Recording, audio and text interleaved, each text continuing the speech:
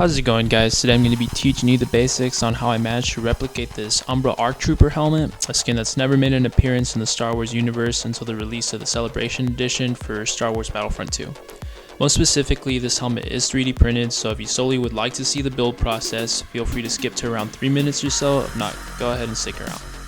Alright, so first off, if you're planning to build this helmet, you're going to need your 3D files. If you head over to Galactic Armory, there's a plethora of Star Wars helmets and props to choose from.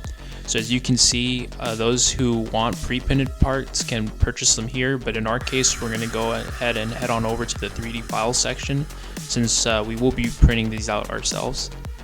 After you go ahead and check out these parts, you'll receive the files on a web page, but you will also have an email sent to you with the downloads for the parts in case you close your tab. So far all we have is a 3D object, and for most people at home with smaller size printers, it's going to be nearly impossible for you to print this in, let's say, 3 pieces. So next what you need to do is cut the files digitally. We will be using Autodesk Mesh Mixer, which is completely free and great if you plan to do future projects. Once in Mesh Mixer, you're going to want to import your files from your folder, and you should see the 3D version of the helmet as we did in the 3D viewer. So if we click on edit and we go to the plane cut, you'll see that a large plane appears on the screen, and that's what we'll be using to cut the helmet into our pieces. Make sure that whenever you decide to cut, that you choose the option that says keep both halves in the cut type. If we go back to edit, there's an option that says separate shells. From here we can go ahead and export the pieces we cut one by one to your folder of your choice. And just to double check what we're exporting, the 3D model will highlight the parts that we've made, making them ready for Cura. Once in Cura, we can click on the folder at the top left and go ahead and locate the parts you just split. Now if your part doesn't fit, you're going to get a camoed out version of the file. In this case, Cura will prevent your 3D printable file from being exported in order to prevent the printer from printing outside of the bed plate.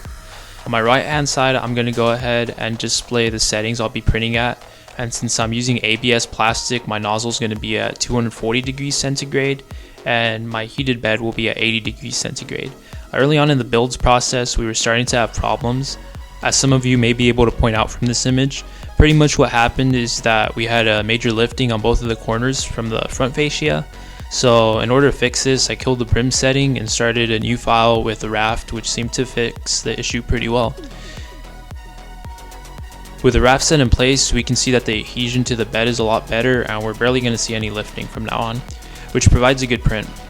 Keep in mind, guys, that the build time for the helmet is about 6 to 8 days, depending on the amount of cuts you decide to do and at the speed at which your printer can print.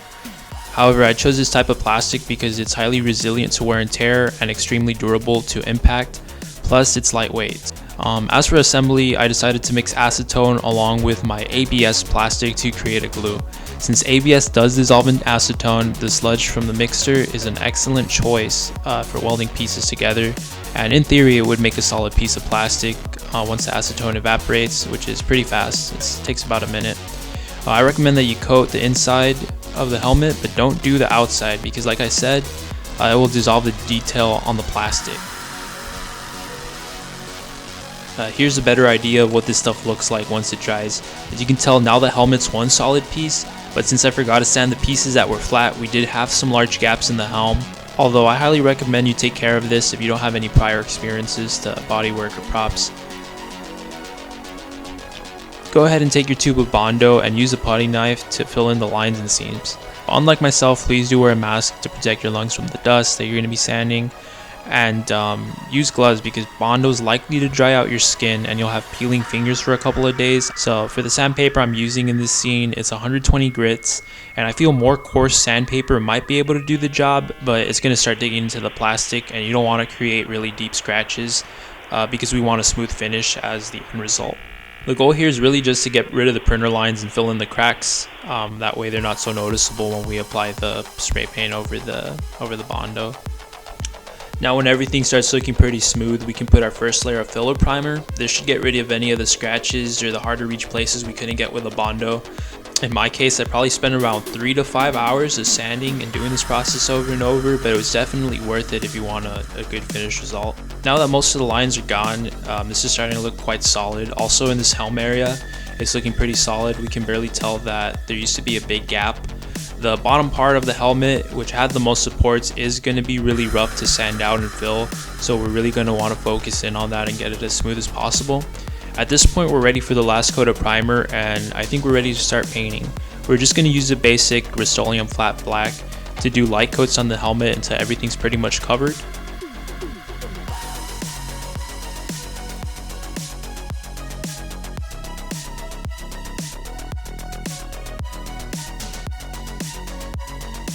From what you can see here, the results are pretty good. Giving ourselves a little walk around, you can see that everything's coming together, but we still need to put some orange paint up there on the front. Unfortunately, I won't be showing you how to tape the paint scheme up yourself, but I'm sure for the viewers watching, you can figure this out either from reference images, or if you have a copy of Battlefront 2 like I do, you can use the in-game references of the character to make your judgments on the taping. I'll be putting the link to Galactic Armory's channel also, so you can see him explaining this process. I think he does a better job at this.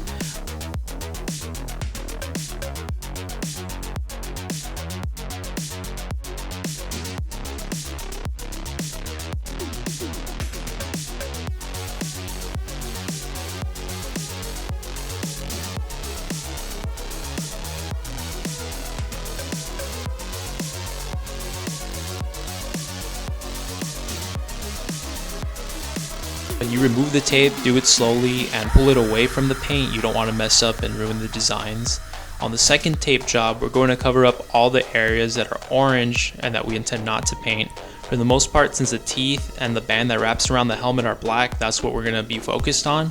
But if you do have any orange overspray on other parts of the helmet, make sure to leave those areas exposed so the black paint can go ahead and cover them up.